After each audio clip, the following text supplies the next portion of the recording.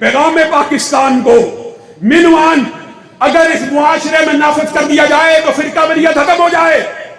اور میں آپ کو ایک دلچسپ بات بتاتا ہوں، اسلامی نظریاتی کونسل کے اعلیٰ سطحی اجلاس میں بیٹھا تھا۔ میں نے کہا جھگڑا ختم کرتے، اس بات کے اوپر سب دستخط کر دیتے کہ جو توہین صحابہ کرے اس کو بھی گرفتار کیا جائے، جو توہین اہل بیت کرے اس کو بھی گرفتار کیا جائے۔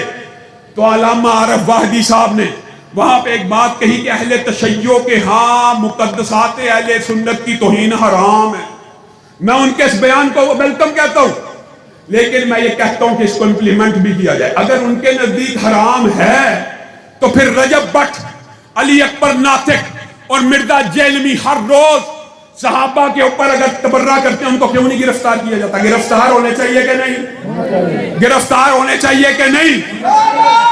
اور اگر ہم نے یہ بھی بات یاد رکھی ہے، میں وہ مکتبہ فکر اہل حدیث میں پہلا تھا اور لوگوں نے بڑا چمبے کا اظہار کیا۔